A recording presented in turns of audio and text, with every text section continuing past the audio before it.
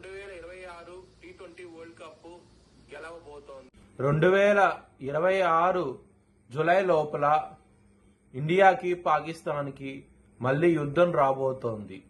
జై శ్రీరామ్. 2022 నుంచి 2026 మార్చి వరకు మొత్తం 20 ప్రెడిక్షన్స్ అనేవి ప్రూవెన్ అయ్యాయి. అవన్నీ కింద డిస్క్రిప్షన్ లో ఇవ్వడం జరుగుతోంది. ఇది నిజమా కాదా అనుకుంటే కింద డిస్క్రిప్షన్ లో లింక్స్ ఓపెన్ చేసి చూడండి.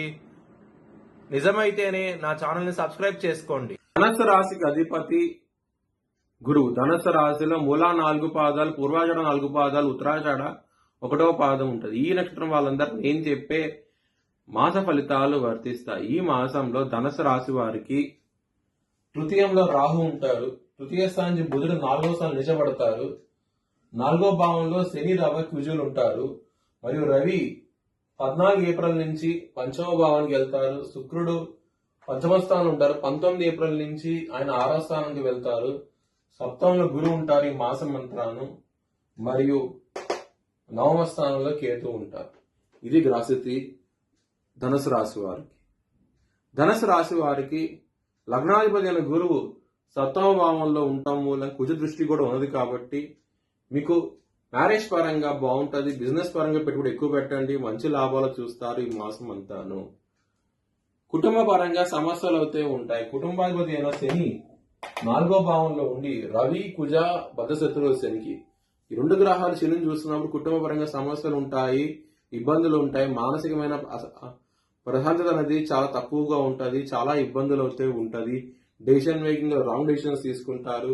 ఈ విధంగా గ్రహస్థితి ఉన్నది కాబట్టి ఇబ్బందులు పడే అవకాశం ఉంటది. ఈ మాసంలో చాలా చాలా జాగ్రత్తగా ఉండండి. కుటుంబ పరంగా మాత్రం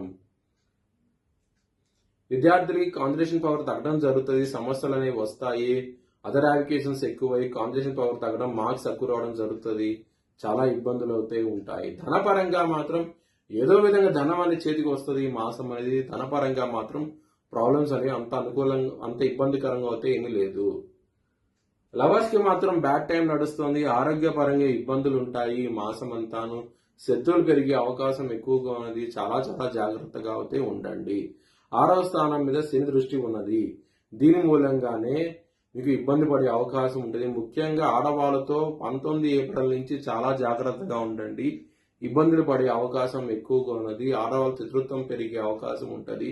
మోసం చేసే అవకాశం ఉంటుంది. నమ్మకం ద్రోహం చేసే అవకాశం ఉంటుంది. కొంచెం జాగ్రత్త తీసుకుని ఆడవాళ్ళతో మాత్రం 19 ఏప్రిల్ నుంచి చాలా చాలా జాగ్రత్తగా ఉండండి. మ్యారేజ్ పరంగా మాత్రం చాలా బాగుంటుంది. ఎటువంటి సమస్యలు అయితే ఉండదు. బిజినెస్ పరంగా పెట్టుబడి ఎక్కువ పెట్టండి. మ్యారేజ్ పరంగా ఇంకా ఇబ్బందికరంగా ఉంది అనుకుంటే కనుక మీ జన్మ జాతకంలో దశలు అంతదశలు ఏం నడుస్తోంది, సప్తమాధిపతి ఏ గ్రహాలతో కలిసి ఉన్నాయి, ఏ రాశి మీద ఉన్నది, ఏ నక్షత్రం మీద ఉన్నది, సప్తమాధిపతి బలం ఎలా ఉన్నది, ఏ గ్రహాలు ఆస్పెక్ట్ చేస్తున్నాయి, ఇలా అన్ని చెక్ చేయాల్సి ఉంటుంది. అలాగే నవమ చక్రం కూడా శుక్రుడు ఎక్కడ లేసే ఉన్నాడు, శుక్ర బలం ఎలా ఉన్నది, ఏ గ్రహాలు చూస్తున్నాయి శుక్రుడిని, ఏ హౌస్ లో ఉన్నది, ఇలాగన్నీ చెక్ చేయాల్సి ఉంటుంది. వృత్తిపరంగా మీకు బ్యాడ్ టైం నడుస్తుంది. ఎందుకంటే శని భగవానుడు దశమ స్థానాన్ని చూస్తున్నారు, కుజుడు కూడా దశమ స్థానాన్ని చూస్తున్నారు. దశమాధిపతి నీచపడతారు 11 ఏప్రిల్ నుంచి. ఈ విధంగా రాసి ఉన్నది కాబట్టి మీకు వృత్తిపరంగా మెంటల్ టెన్షన్స్ ఎక్కువ అవటం, స్ట్రెస్ ఎక్కువ అవటం, యాంగ్జైటీ ఎక్కువ అవటం, భయం ఎక్కువ అవటం, ఇలా అన్ని జరిగే అవకాశం ఉన్నది. కాబట్టి మీరు నవగ్రహ హోమం చేయించుకుంటే కనుక ఇబ్బందులు తగ్గి మంచి ఫలితాలు ఉంటాయి.